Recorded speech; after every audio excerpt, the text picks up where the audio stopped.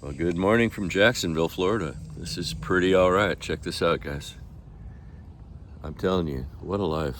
Look at this. This is why I get to wake up here. I get to. And this is the St. John's River.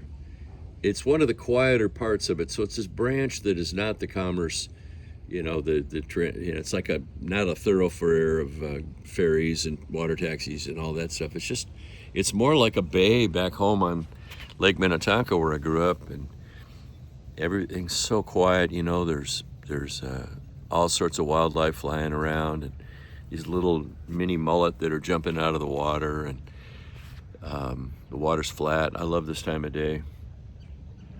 And I was up late last night just kind of poking through YouTube, and I ran across my earlier gratitude video that I did when I was up north. And I realized that there might be some of you out there that have not heard from me, that I am so grateful for you. I'm older than I've ever been, and I'm younger than I'll ever be again. But I also have a lot of thanks to give, because I wouldn't still be doing this with my life if it weren't for you guys. I have people that actually want to hear my music.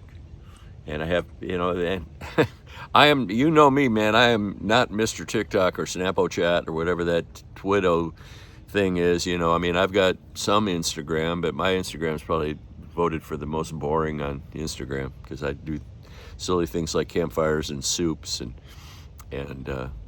sunsets and pictures of a cute dog eating snow or something. I don't know.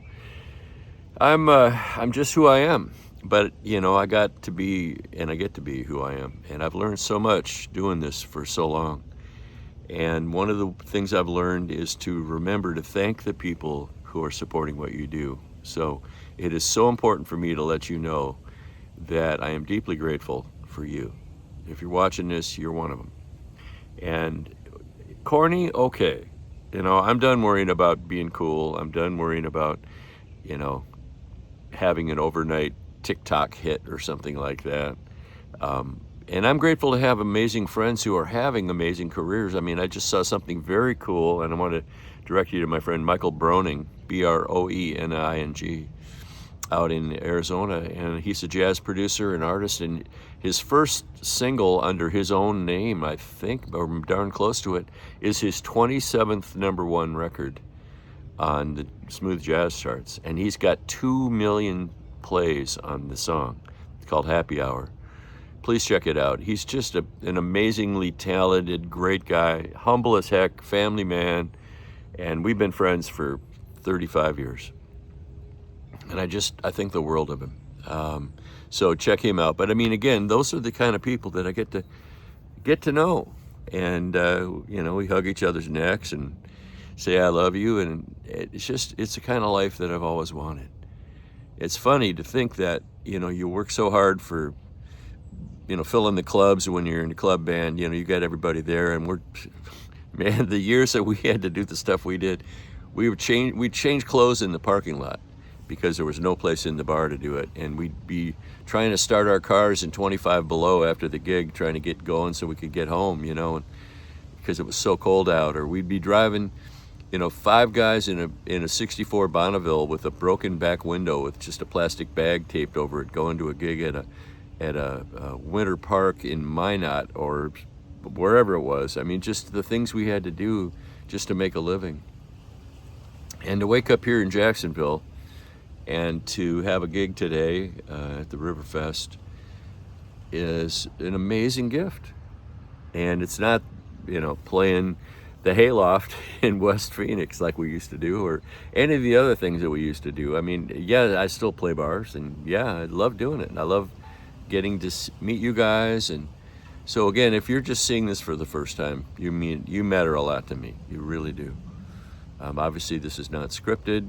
I'm just rambling, but the attaboys that I get, I don't mean like literally attaboy Jeff, but what was that movie? Attaboy Luther. They're meaningful. They're sustaining. They let me know. They're windows into God's will for me. And I love it. And I'll drop the G word, and don't worry about what it means, because I hope it means something to everybody, and nothing specific to anyone, if you get what I'm talking about. And yesterday at Southwest Airlines, this gal that was checking my bag was so sweet. We ended up in this really meaningful conversation about life and relationships and stuff. And she, I mean, she just came right over the counter almost and gave me this long holding me hug, you know, in the middle of the airport. And there was nobody in line behind me, so I didn't feel too bad about that. But telling me, it was almost like, you know, visiting a spirit drifting by saying, you're going to do all right. You're going to do all right. And we need to know that artists are just, I think we're deeply insecure at heart. I haven't met too many people that have told me that, but I believe that that's the case because we are always looking for something to sustain our passion, to sustain our faith and our hope that we're mattering, you know. I think that if I put out a record that no one listened to and that nobody bought, of course people don't buy anything anymore, they just get to listen to it, so that be that what it may, I've found my voice, as an article that I read about Billy Joel said at the end. You know, I found my voice, and I am who I am, and I'm Jeff, and I'm unapologetically Jeff. And this next record, oh, there's a flagpole, I think, maybe something like that. It is beautiful, guys. That there's a place for me in the world of music. And I saw the comment on another YouTube yesterday, and this guy said, yeah, I found you through that podcast that you're on, Garage Logic, and I love your music. And, you know, if that's all it takes to keep me happy, that's pretty darn good. You know, so you guys matter. This world is important to me. I'm not just consuming in a corner and living in the dark and just, you know, enduring my life or something like that. I'm out there. I want to meet you. I want to say hi. You know, if you're up for it, I'll give you a hug. And supporting each other, you know. And so whatever I've got, I'm free to give you, and I want to do that, you know. So thank you for the opportunity to share the music. This next record, I'm realizing it's as varied as anything I've put out. There's a Cuban song on it. There's a Cuban, you know, street style music on it. There's a Dixieland song on it. There's a hardcore Texas songwriter song on it. You know, there's some romantic stuff and there's some pissed off stuff. As my friend Bill Halleck used to say to the crowd, he'd play 3 Merle Haggard songs and the third one would be Fight Inside of Me, and he'd say, have I pissed you off yet? Love you, Bill. I'm sending you a hug today. You know, there's so many ways to go about this, but to be here this long and to enjoy it this long and to have mornings like this in Jacksonville and stay with beautiful people and have coffee by the water and look at the flat water and look at the birds and the fish jumping and all that. That's pretty darn cool. So if you're watching this, again, thank you for being there. Thank you for loving me. Thank you for supporting what we do. And thank you for your love for all musicians, because we need you. All right?